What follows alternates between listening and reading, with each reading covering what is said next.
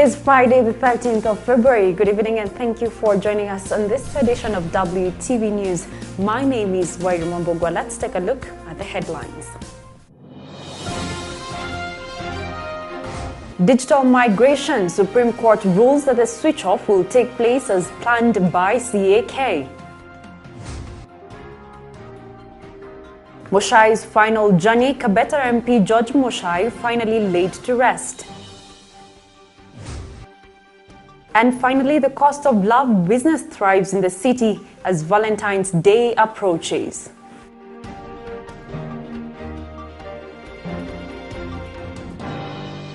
Welcome. Now, the Supreme Court has ordered that Citizen TV, NTV, and KTN's digital broadcasting licenses be restored. The court has, however, ruled today that digital migration will take place as scheduled by Communications Authority of Kenya. The court had issued a directive for analog and digital TV platforms to run concurrently. This was despite a protest by the CAK that Royal Media Services, Nation Media Group, and Standard Group would have an advantage over other media houses.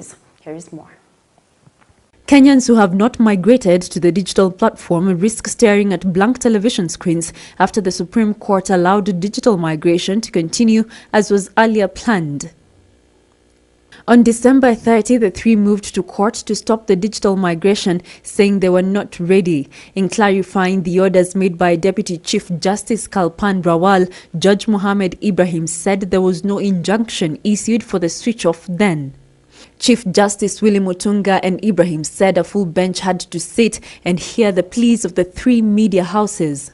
Now, the fallen Kabeta MP George Muchai has finally been laid to rest at Kamulu, Rai. He is described as a man of his word and a leader who worked towards the growth of his constituency and that of the country's, besides advocating for rights of the less privileged.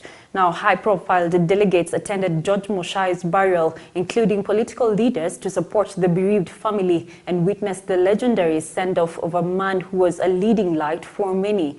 During the memorial service Thursday, President Uhuru Kenyatta said he will make sure corruption and impunity is ended and all the rights of Kenyans are sustained. He promised to work hard to ensure Muchai's legacy as a campaigner against corruption is optimized. Now, moving on, the Catholic Church has once again put the government on the spot over its tetanus campaign, which saw children and mothers vaccinated, terming it a population control gimmick. Zawadi Modibo has more details. The government is the people, and the people are government. And it is the government's responsibility to ensure better health care for its people. Whenever there is a campaign that has to do with provision of better health services, it is believed as gospel truth.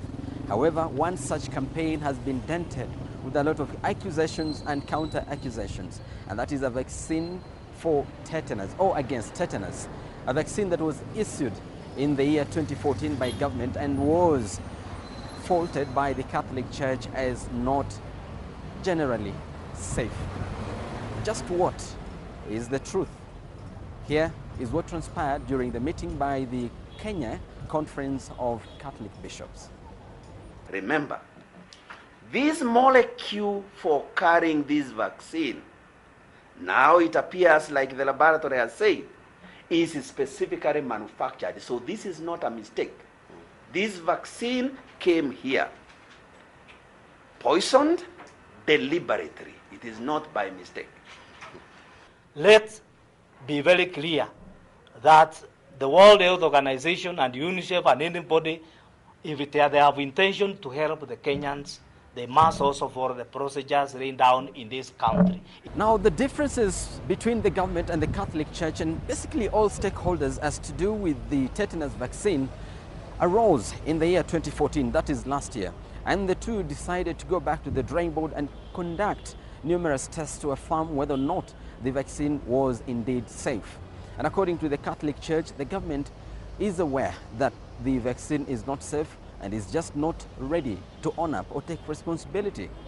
Despite all the complaints, that the highest quality examination standards and methodology has proven that 30% of those vials that were collected during the tetanus vaccination campaign sponsored and funded by the World Health Organization and UNICEF contained HCG despite their denial. Number two, that it is both unethical and even immoral for World Health Organization and UNICEF to sponsor and fund an inhuman campaign like this in our country. They owe the defenseless, uninformed, but trusting Kenyan children and women an apology. Now, the Catholic Church has come out again in condemnation of the tetanus vaccine that was issued by the government of Kenya in conjunction with the World Health Organization and UNICEF. Now, the tetanus vaccine was targeted at children and mothers aged between 14 and 49. However, they say that it was containing a poison by the name HCG or beta HCG. And that antibody, if it is injected in a woman's body, it stimulates the production of antibodies which will eventually cause a woman not to conceive or eventually cause them to be sterile, which means they cannot conceive or get babies ever again. Now that has become the bone of contention and is likely to open up a new battlefront between the Catholic Church and the government of Kenya. We will wait and see just how this turns out. Reporting for WTV, I'm Zawadi Mudibo. Now it is that time of the year when love is in the air, almost everywhere. Some people may argue that love is a daily affair and Valentines is just one of those days. But this particular day, people go out of their way to just make their partners or loved ones feel loved and special. Through this business, it's definitely thriving for gift shops. Florists name them. Let's listen in. As Valentine's Day approaches, most of us may be expecting gifts of flowers or just a good time spent with the special person we love. Valentine's Day, as many people may know, is a day that couples use to express their love in various ways. Some may choose to go expensive, for example, the hotel's Villa Rosa Kempinski Valentine's offer of the presidential and mini-presidential suite for 2.3 and 1.4 million shillings respectively. Others may choose to just buy a rose or a bouquet of flowers, simple dinner, whichever way, as long as the day is made for your partner. This is also the season when flower farmers are upbeat ahead of the day. Florists, gift shops, fashion stores, and even restaurants. Asked what some Kenyans are planning for the day, this is what Sam had to share. Valentine's, to me, it means it's the day of love, and at least you should buy flowers or a gift to the special person in your life, either your mom, your sisters, or the one maybe your husband or your spouse. Business is also thriving for those selling flowers, more than expected, they say, as they package the flowers and gift packages to their level best worth the price. This bouquet, the complete bouquet, goes for 3,500. That inclusive of the wine, the small teddy bear, and the wrapping and all the flowers all together. That's 3,500. And that's the charge when you buy from here. That's not inclusive of delivery. Approach to the day, that's when it starts picking up. Right now we're just doing some orders. Well, to love and to be loved back is a gift, and despite the fact that we get to say we love someone every day, it is always a good feeling when one day is recognized to express how we feel by going an extra mile at an extra cost. Now that story brings us to our feedback segment where we ask you to share what some of the plans you have for Valentine's Day, which is tomorrow. Share some of the plans that you have for Valentine's Day on our SMS line 20058, and we'll sample them and post them on our Facebook page, WTV Kenya.